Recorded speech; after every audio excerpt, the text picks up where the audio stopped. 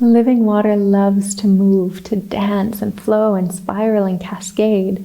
Stagnation is antithetical to the nature of water, and it's one of the main ways that water loses its crystallinity and goes dormant.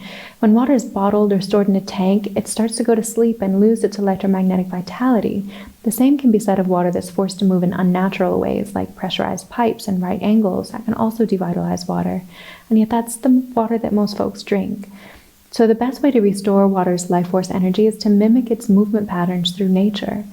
Because when water molecules flow together, they bond together in living crystalline geometries that align the molecular dipoles into more symmetrical coherence that can channel vibration, frequency, and vitality.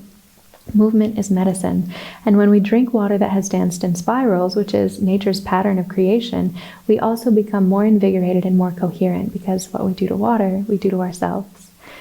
When water moves in nature, it's often vortexing or cascading in cyclones and water down the drain, in the way a plant grows in spiral Fibonacci patterns in natural rivers, which have horizontal spiral flow in the stream that keeps the water healthy. As the water dashes over rocks, it curls and spirals inward. In spring water vortexing to the surface from an aquifer, even raindrops don't fall in a straight line. They make imperceptible little spirals on their way down to the earth.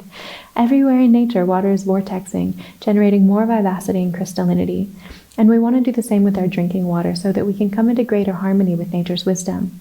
We can do this either by spiraling water or pouring it through a cascade, which also creates vortexing spirals in its flow as it spins in certain geometric flow patterns to create velocity. This kind of movement also helps the water to breathe. Just like us, water needs to breathe. As it moves, it exchanges gases like oxygen and nitrogen and carbon dioxide. Vortexed water is significantly higher in dissolved oxygen, which is super nourishing for our blood.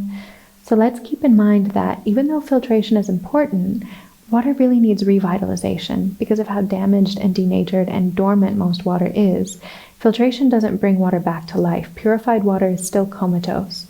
For your drinking water to impart vitality to your human body of water, it has to be more than just clean. It needs to be alive, and vortexing brings enlivening structure and coherence.